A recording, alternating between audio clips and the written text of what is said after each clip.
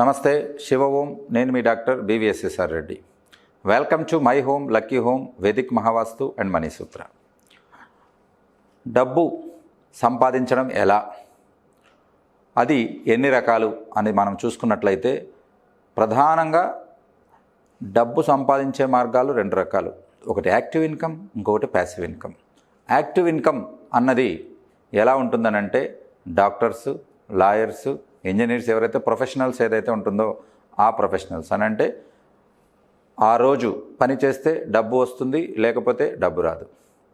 కాబట్టి ఆ రకంగా యాక్టివ్ ఇన్కమ్ అన్నది లిమిటెడ్గా ఉంటుంది. ప్లస్ పర్సన్ ప్రజెన్స్ ఉన్నప్పుడే ఇన్కమ్ జనరేట్ అవుతుంది, లేకపోతే ఉండదు.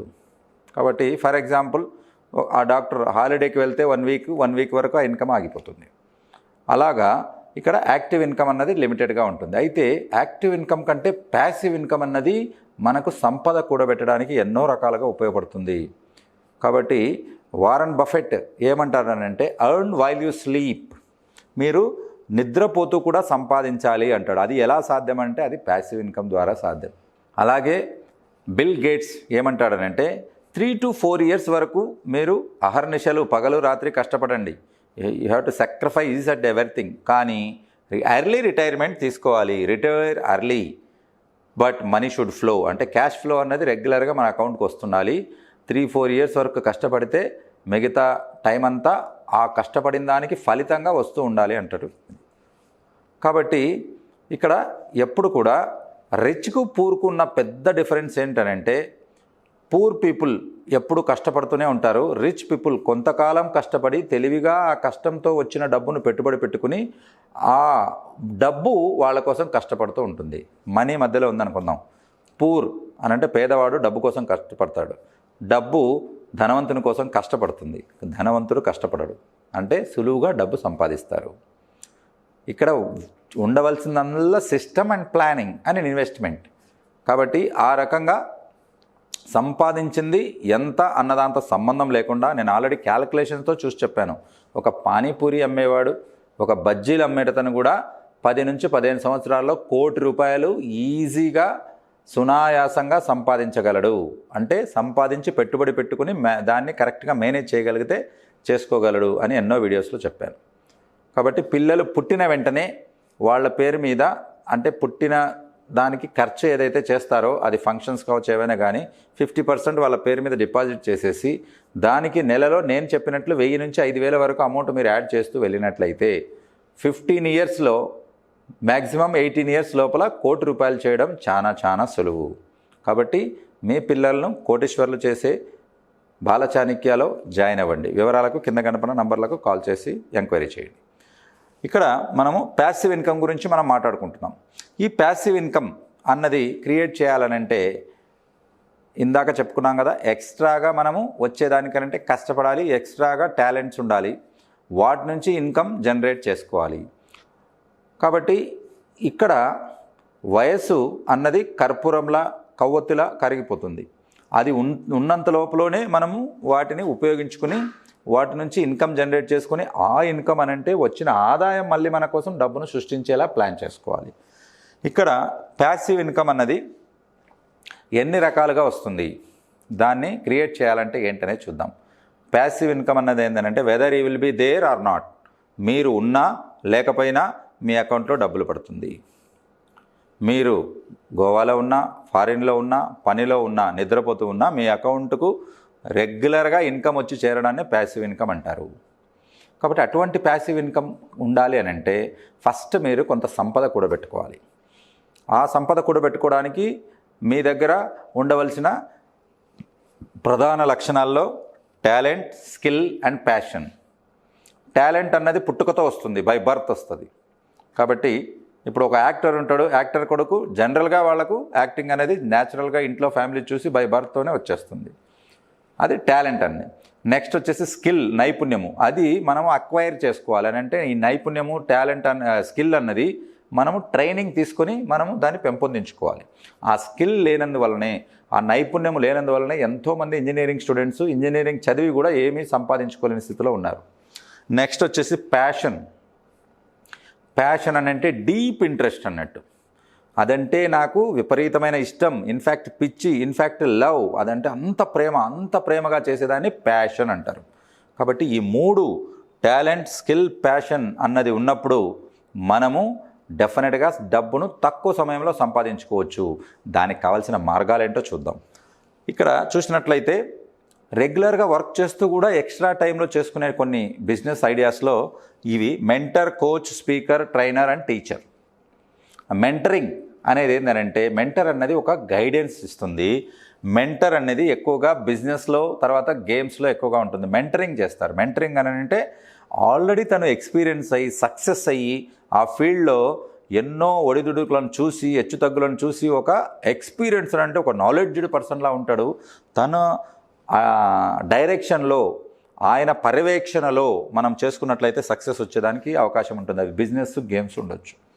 నెక్స్ట్ వచ్చేసి కోచ్ అని అంటే మీరు మెంటర్గా అవతారం ఎత్తాలని చెప్పేసి నేను చెప్తున్నానంటే మెంటర్గా తయారవ్వచ్చా అంటే డెఫినెట్గా తయారవచ్చు. మీరు చేసే ఏదైతే ఉందో అందులో ఈ 3 రెడీ చేసుకోండి. ప్యాషన్ క్రియేట్ చేయండి, టాలెంట్ పెంచుకోండి, స్కిల్స్ పెంచుకోండి, వాటిని మెరుగుపరచండి, వాటిని మెంటర్షిప్గా ఇచ్చేసి దానికి చార్జ్ చేసుకొని డబ్బు సంపాదించండి. నెక్స్ట్ వచ్చేసి కోచ్ గేమ్స్ మీరు చూసే ఉంటారు. కోచ్ అని అంటే ఏంటి, గేమ్స్లో ఎక్కువగా చూస్తుంటారు, తర్వాత స్టడీస్లో కూడా మీరు ఎక్కువగా చూస్తుంటారు. కోచింగ్ అని చెప్తుంటాం. కోచింగ్ అంటే ఏంటంటే రిపీటెడ్గా ఒక కాంపిటేటివ్ ఎగ్జామ్స్ కానీ, ఒక కామన్వెల్త్ గేమ్స్, లేకపోతే ఇంకొకటి ఒలింపిక్ గేమ్స్, ఏదైనా దానికి గేమ్స్కి దాన్ని చేసుకోవాలని అంటే కోచ్ అన్నవాడు వాటిని దృష్టిలో పెట్టుకుని వాళ్ళకు ట్రైనింగ్ ఇవ్వడం జరుగుతుంది. అనంటే టార్గెట్ని దృష్టిలో పెట్టుకొని వాటికి అంచెలంచెలుగా ట్రైనింగ్ ఇస్తూ అక్కడ ఉన్న క్యాండిడేట్ను దగ్గరగా అబ్జర్వ్ చేస్తూ వాళ్ళలో ఉన్న లోతుపాతులను సర్దుకుంటూ సరి చేస్తూ ముందుకు తీసుకెళ్తాడు కోచ్. కాబట్టి మీరు కోచ్గా కూడా మీరు వర్క్ చేయొచ్చు. మీకున్న ప్యాషన్ గేమ్స్లో ఏముంది, మీరు క్రికెట్ మంచిగా ఆడగలుగుతారు, మీరు డిఫెండ్ చేయగలుగుతారు, లేకపోతే పికప్ చేయగలుగుతారు, మంచిగా ఫీల్డింగ్ చేయగలుగుతారు, లేకపోతే బౌలింగ్ చేయగలుగుతారు. ఏ ప్రోగ్రామ్ అయితే మీరు చేయగలుగుతారో దాంట్లో మీరు కోచ్గా జాయిన్ అవ్వచ్చు. ఓన్గా మీరు కోచ్ ఇవ్వచ్చు, లేదా కొన్ని ఆర్గనైజేషన్స్ ఉంటాయి, క్లబ్స్ ఉంటాయి, వాటితో మీరు కలిసి కూడా చేసుకొని డబ్బు సంపాదించుకోవచ్చు. నెక్స్ట్ వచ్చేసి స్పీకర్. పబ్లిక్ స్పీకింగ్ అన్నది చాలా మోస్ట్ అడ్వాన్స్డ్ స్కిల్. కాబట్టి ఇది ఎక్కువగా హ్యూమన్ రిలేషన్స్, హెచ్ఆర్ గ్రూప్ ఏదైతే ఉంటుందో వాటిలో ఎక్కువగా ఉపయోగపడుతుంది. అండ్ పొలిటికల్ గ్రూప్లో ఎక్కువగా ఉపయోగపడుతుంది. పబ్లిక్ స్పీకింగ్ అన్నది ఎవరైతే బెస్ట్ పబ్లిక్ స్పీకర్ ఉంటారో they will be the king in political fields. కాబట్టి ఇప్పుడు సక్సెస్ అయిన ఎంతోమంది మనం చూసుకుంటాం. ఇప్పుడు తెలంగాణ ముఖ్యమంత్రి కేసీఆర్ గారు ఉన్నారు, బెస్ట్ పబ్లిక్ స్పీకర్ అన్నట్టు. కాబట్టి ఎలా మైండ్ సెట్ ఎలా ఉంటుంది, ప్రజల మైండ్ సెట్ను అబ్జర్వ్ చేసుకుని వాటికి కావాల్సినవి బాణాల్లాగా వదులుతారు ఆయన. కాబట్టి ఆ రకంగా అది కూడా తెలంగాణ యాసలో. కాబట్టి ఆ రకంగా పబ్లిక్ స్పీకింగ్ అన్నది కూడా ఒక ఆర్ట్, ఒక కళ. దాన్ని మీరు చేసుకున్నట్లయితే మీరున్న గ్రూప్లో హెచ్ఆర్లో సూపర్ సక్సెస్ కావచ్చు, పొలిటికల్ అయితే వండర్ఫుల్గా సక్సెస్ కావచ్చు. మనం మొత్తం తీసుకున్న ముఖ్యమంత్రులు, ప్రధానమంత్రులు ఎవరైతే గొప్ప గొప్ప నాయకుల లిస్ట్ తీసుకున్నట్లయితే they are the best speakers. కాబట్టి ప్రతి ఒక్కరికి టాలెంట్ ఉంటుంది, ప్రతి ఒక్కరికి వాళ్ళ మనోభావాలు, వాళ్ళ గొప్ప గొప్ప ఆశయాలు ఉంటాయి. కానీ అవి బయట పెట్టగలగాలి, 100 మంది ముందర మాట్లాడగలగాలి, స్టేజ్ ఫియర్ ఉండకూడదు, వాటిని కరెక్ట్గా ధీటుగా ఎదుర్కోగలగాలి. కాబట్టి చాలా మందికి స్టేజ్ ఎక్కంగానే కాళ్ళు వణికిపోతాయి, చెమటలు పట్టిపోతాయి, మాట తడబడిపోతుంది, పడిపోతారు. కాబట్టి పబ్లిక్ స్పీకింగ్ అన్నది కూడా ఒక ఆర్ట్. దానికి కూడా మీరు స్పీకర్గా వాళ్ళకు ట్రైనింగ్ ఇవ్వచ్చు. హెచ్ఆర్లో, కార్పొరేట్ ఫీల్డ్లో, పొలిటికల్ ఫీల్డ్లో ఎవరైనా పొలిటికల్ ఫీల్డ్ను కూడా ఒక కెరీర్గా ఎంచుకుని ముందుకు వెళ్ళాలనుకుంటున్న వాళ్ళకి ఇది చాలా బాగా ఉపయోగపడుతుంది. So you can become an speaker. Next వచ్చేసి ట్రైనర్. ఈ ట్రైనర్ అన్నది ఏంటంటే ఎక్కువగా టెక్నికల్ ఫీల్డ్లో ఉపయోగపడుతుంది. ట్రైనర్ ఏంటంటే పక్కన ఉండి వాళ్ళకి ఏదైతే టెక్నాలజీ అది ఏదైతే ఉంటుందో, ఫర్ ఎగ్జాంపుల్ ఇప్పుడు కంప్యూటర్స్ ఉన్నాయనుకోండి, వాటికి పక్క నుండి వాళ్ళకి ఆ సాఫ్ట్వేర్ కానీ హార్డ్వేర్ కానీ వాళ్ళకు ట్రైనింగ్ ఇవ్వడం జరుగుతుంది. కాబట్టి మీరు చదువుకున్న చదువు దానికి సంబంధించింది అయితే, లేదా ఒక ఫీల్డ్ మీరు ఎంచుకున్నట్లయితే దాంట్లో కూడా మీరు ట్రైనర్గా మారచ్చు. ట్రైనింగ్కి కోచింగ్కు దగ్గర రిలేషన్ ఉంటుంది. అయితే కోచ్ గేమ్స్కి సంబంధించింది అయితే ట్రైనర్స్ అనేది టెక్నికల్కు సంబంధించింది ఉంటుంది. అది ఆటోమొబైల్ కావచ్చు, తర్వాత ఇన్ఫర్మేషన్ టెక్నాలజీ ఐటీకి కావచ్చు, సాఫ్ట్వేర్ కావచ్చు, హార్డ్వేర్ కావచ్చు. నెక్స్ట్ వచ్చేసి టీచర్ గురువును ఎంతో గొప్ప ఆధ్యాత్మికత తర్వాత గొప్ప గౌరవంతో చూస్తారు. ఇండియాలో. గురుర్ బ్రహ్మ గురుర్ విష్ణు గురుర్దేవో మహేశ్వర గురు సాక్షాత్ పరబ్రహ్మ తస్మై శ్రీ గురవే నమః అంటే గురువుకు అంత విలువగా ఉంది అన్నట్టు. ఇక్కడ టీచర్గా కూడా మీరు కెరీర్ని ఎంచుకోవచ్చు, ఎస్పెషల్లీ రిలేటెడ్ ఫర్ స్టడీస్. కాబట్టి టీచర్గా మీరు ఫీల్డ్ మీరు సెలెక్ట్ చేసుకున్నట్లయితే దాంట్లో మనం చెప్పుకున్నాం కదా, టాలెంట్, స్కిల్, ప్యాషన్. ఆ ప్యాషన్ అనేది ఉంటుంది. దాన్ని ప్రజెంటేషన్ చేసే పద్ధతి వండర్ఫుల్గా ఉండాలి. ప్లస్ వాళ్ళను టీచ్ చేసే టెక్నిక్స్ కానీ, షార్ట్ కట్స్ కానీ, వాటికి ఉన్న ఫార్ములాస్ కానీ, క్యాలిక్యులేషన్స్ కానీ ఏవైతే ఉంటాయో, లాగరిథమ్స్ ఏవైతే ఉంటాయో అవన్నీ పర్ఫెక్ట్గా వచ్చి ఉండాలి. కాబట్టి టీచింగ్ అన్నది కూడా ఒక గొప్ప ప్యాషన్. నాకు తెలిసి టీచర్ ఇంపాక్ట్ చేసినంతగా ఎవరు ఇంపాక్ట్ చేయలేరు. చాలామంది చూసుంటారు టీచర్స్ను ఐడియల్గా తీసుకుని వాళ్ళ లైఫ్లో ఎంతో ఎదిగిన వాళ్ళు ఎంతోమంది కోకొల్లలుగా మన ముందు కనపడతారు. కాబట్టి టీచింగ్ని ప్యాషన్గా మీరు టీచింగ్ని ప్యాషన్గా తీసుకున్నట్లయితే ఈ భావితరానికి, ఈ భారతదేశానికి గొప్ప పౌరులను మీరు ఇవ్వగలుగుతారు. అయితే ఇక్కడ తీసుకోవాల్సిన జాగ్రత్త ఏంటంటే గత 70 సంవత్సరాల నుంచి మనకు తప్పుడు చరిత్ర మనకు నేర్పించడం జరుగుతుంది. ఆ చరిత్ర ఏందనంటే దుర్మార్గులు, దుష్టులు, తర్వాత దేశాన్ని భ్రష్టు పట్టించిన వాళ్ళందరినీ హీరోలుగా చూపించిన చరిత్ర. అంటే మనకు తప్పుడు పాఠాలు చెప్తున్నారు. కాబట్టి ఆ పాఠాలను సరిచేసి చెప్పవలసిన బాధ్యత ఈ టీచర్లపైన ఎంతైనా ఉంది. ఒక రాణా ప్రతాప్ గురించి కానీ, ఒక రాణి దుర్గాదేవి గురించి కానీ, తర్వాత ఎక్కడైతే ఒక చెన్నూరు, ఈ చెన్నమ్మ, రాణి చెన్నమ్మ, ఈ రకంగా ఎంతోమంది ఉన్నారు. 6 నెలల పసికందును వీపున వేసుకుని యుద్ధం గెలిచినటువంటి ఎంతోమంది వీర నారీమణులు ఉన్నారు. వాళ్ళ గురించి చెప్పి మనల్ని ఎంకరేజ్ చేసి వాళ్ళల్లో ఒక స్పిరిట్ను నింపాల్సింది పోయి మనల్ని అక్బర్ పరిపాలించాడు, బాబర్ పరిపాలించాడు, ఫ్రెంచ్ పరిపాలించాడు, డచ్ పరిపాలించాడు అని మన కాన్ఫిడెన్స్ను లోగా చేసే దరిద్రపు చదువులు ఎన్నో ఉన్నాయి. దయచేసి వాటిని పక్కకు పెట్టేసి నిజమైన చదువులు చదివించండి, వాళ్ళలో స్ఫూర్తిని నింపండి. అల్లూరి సీతారామరాజు, భగత్ సింగ్, స్వామి వివేకానంద, రవీంద్రనాథ్ ఠాగూర్, ఇలా ఎంతోమంది మన దేశం యొక్క ఖ్యాతి ప్రపంచమంతటా చాటించిన వాళ్ళు ఉన్నారు. ఒక నలంద యూనివర్సిటీ ప్రపంచానికే యూనివర్సిటీ అంటే ఇక్కడికి వచ్చి చదువులు నేర్చుకుని ప్రపంచానికి వెళ్ళినటువంటి చరిత్ర మనది. కాబట్టి అటువంటి చరిత్రను హీనంగా, తక్కువగా చేసి చూపించే ఈ చదువులను దయచేసి పక్కకు పెట్టేసి వాళ్ళను ఎంకరేజ్ చేసే చదువులు చెప్పాలని నేను అనుకుంటున్నాను. Thank you. నమస్తే. శివ ఓం.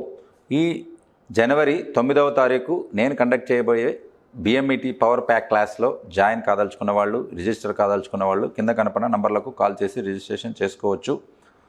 ఈ క్లాస్లో మన చుట్టూతో ఉన్న బిజినెస్ ఆపర్చునిటీస్ గురించి డిస్కస్ చేయడం జరుగుతుంది. అలాగే మన దగ్గర ఉన్న డబ్బును తక్కువ టైంలో డబుల్, ట్రిపుల్ ఎలా చేసుకోవాలి, సంపాదనను సంపదగా ఎలా సృష్టించుకోవాలి అన్న విషయాలు చెప్పడం జరుగుతుంది. Money attraction, money affirmation, money visualisation అన్నవి ఎలా వర్కౌట్ అవుతాయి అన్నది మీకు పవర్ మెడిటేషన్ చార్ట్ యొక్క సహాయంతో లైవ్గా సెషన్తో మీకు ఎక్స్ప్లెయిన్ చేయడం జరుగుతుంది. ఇవే కాకుండా వేదిక్ మహావాస్తు టిప్స్, ప్రతి ఇంటికి ఎటువంటి నియమాలు ఉండాలి, నెగిటివ్ నుంచి పాజిటివ్గా మార్చుకోవడానికి చిన్న చిన్న అడ్జస్ట్మెంట్తో తక్కువ ఖర్చులతో ఇంటిని ఎలా మనము పాజిటివ్గా మార్చుకోవాలి, ధనాకర్షణగా మార్చుకోవాలి, సుఖ సంతోషాలతో నిండిపోయేలా చేసుకోవాలి అన్న విషయాలు కూడా ఈ క్లాస్లో చెప్పడం జరుగుతుంది. ఈ క్లాస్లో జాయిన్ కాదలుచుకున్న వాళ్ళు కింద కనపడిన నంబర్లకు కాల్ చేసి వెంటనే రిజిస్ట్రేషన్ చేసుకోండి. ఈ బిఎంఐటి స్పెషల్ ప్యాక్ క్లాస్లో జాయిన్ అయిన వాళ్ళకి పవర్ మెడిటేషన్ చార్ట్ మరియు హోరా చార్ట్ పూర్తిగా ఉచితంగా ఇవ్వడం జరుగుతుంది. శివ ఓం.